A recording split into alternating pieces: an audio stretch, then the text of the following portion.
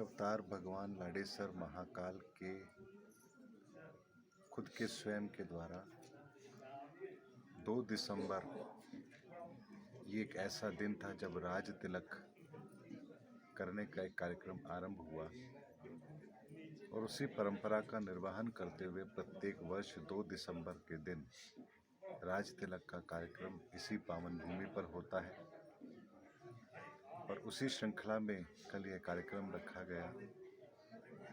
दूर दूर से संगत यहाँ पधारी, आसपास के क्षेत्र से बहुत लोग पधारे हैं और उन सब के लिए महाभोज की तैयारी की गई है। प्रसाद बना है और आज सभी यहाँ पर प्रसाद ग्रहण कर रहे हैं और भगवान महाकाल लाडेसर भगवान महाकाल के उन वचनों को पुनः याद करके उस मार्ग पर चलने की प्रतिज्ञा ले रहे हैं।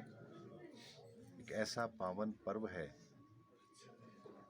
जिसकी महिमा को शब्दों में बयान किया ही नहीं जा सकता। ये वही समझ सकता है जो उस दृश्य को अपने आंखों से स्वयं देख पाया है और भगवान लाडेसर भगवान महाकाल के उन आदर्शों को समझ पाया है, वही इस पर्व के महत्व को समझ पाएगा। इसलिए यहाँ के लोगों के लिए ये दिन किसी पर्व से, किसी त्योहार से कम नहीं है। जी। जैसे जी आप एक विख्यात ज्योतिषाचार्य भी हैं। जैसे ये आपने पहले एक भविष्यवाणी की थी कि जो ये 2024 जो हमारा अगला जो वर्ष होगा वो जो है कि महामारी या इस टाइप की कुछ ऐसी डिजीज़ वाला हो सकता है, तो उसके लिए मतलब क्या किया जाना चाहिए? मतलब 2024 का जो वर्ष रहेगा, अगर इसको समझना है तो हमें 2018 से एक कड़ी को जोड़कर देखना पड़ेगा। 2018 से ही ग्रहों की जो परिस्थिति बन रही है वो बहुत ही विकट है, विचित्र है और मानवता के लिए बहुत कष्टदायक है। 2023 का वर्ष प्राकृतिक आपदाओं के लिए जाना जाएगा, वो घटना हम देख चुके हैं। और 2024 के अंदर कुछ ऐसी विषम परिस्थितियों का जन्म होगा जो कहीं ना कहीं इस पूरी मानव सभ्यता को त्राहिमाम कहने पर मजबूर करेगा। ये हम लोगों की अज्ञानता, मूर्खता के कारण से होगा, विवेक की शून्यता के कारण से होगा। कुछ ऐसे निर्णय होंगे जो भविष्य में किसी बड़े विनाश की रूपरेखा तय करेंगे। इसीलिए अप्रैल के मध्य यानी कि 15 अप्रैल 2024 के बाद से दिसंबर 2025 तक का समय बहुत ही विकट रहने वाला है।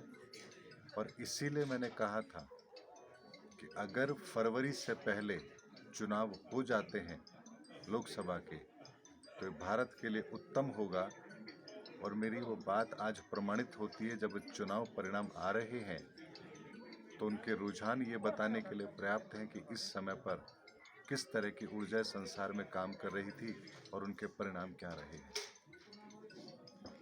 तो जैसे जी आपने बताया कि 2024 में कुछ महामारी टाइप से कुछ आ सकता है, तो उसके लिए मनुष्य क्या? महामारी नहीं होगी, ये अच्छा। महामारी नहीं होगी। अच्छा। ये ऐसे निर्णय होंगे जी। जो महामारी से कहीं ज्यादा घातक परिणाम देने की क्षमता रखते हैं। अच्छा। जी। तो उस कंडीशन में जी मनुष्य को क्या करना चाहिए कि जिससे वो मतलब इससे बच सके? देखिए, जो हमें करना था उसका आह्वान हमने किया, जी। वो समय अब बीत चुका है। अब इन घटनाओं को घटित होने से हम रोक नहीं सकते, लेकिन 2024 की इन घटनाओं के साथ एक अच्छी घटना और होगी। वो ये कि सनातन धर्म की व्याख्या, पूर्ण व्याख्या, सनातन धर्म का उदय और सनातन धर्म की पताका इस पूरे विश्व में फहराई जाएगी। ये नेक कार्य भी इस 2024 में अवश्य होगा, क्योंकि सृजन और संहार दोनों साथ साथ चलते हैं। और इस समय पर अगर संहार होगा तो नया सृजन भी साथ चलेगा और नए सृजन की हमें खुशी मनानी चाहिए, क्योंकि संहार वो तो होना निश्चित है।